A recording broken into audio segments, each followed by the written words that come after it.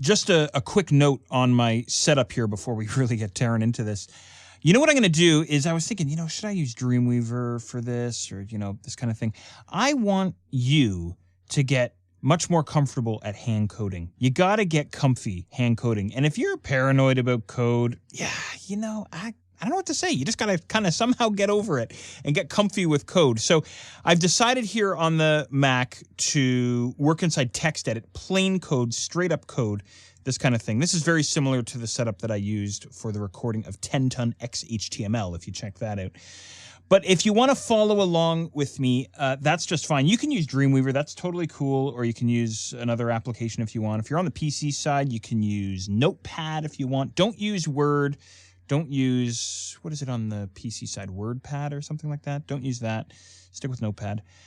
Now, if you are on the Mac, as I am, and if you are going to use TextEdit, I got to throw something off of you real quick here. Inside your preferences for TextEdit, underneath Open and Save, make sure to turn on Ignore Rich Text Commands in HTML files, and then underneath New Document, make sure to set this guy to plain text. You may need to set those preferences and then quit out of TextEdit and relaunch it. Hopefully that's all cool.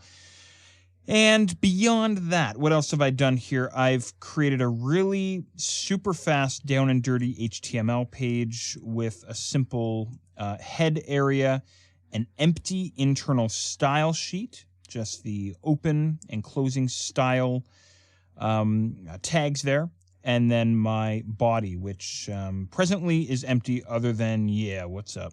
So that's about it. It's just really down and dirty and simple. Again, this is going to be kind of a different sort of process for me anyway. And what I've done, I've already saved this file. I saved them on my desktop as index.html.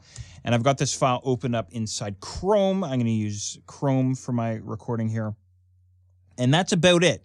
That's pretty much the extent of my setup. So before we really get rolling here, you might want to take 2 seconds and create for yourself a new blank HTML file, either in TextEdit, Notepad, something like that, or in Dreamweaver, or wherever you are. And next up, what we're going to do is we're going to talk about the basics of floating. We're going to scratch it all the way back and go all the way back to the beginning. Forget about everything you know about CSS layouts, and we're going to start over with basic floating. Let's check it out.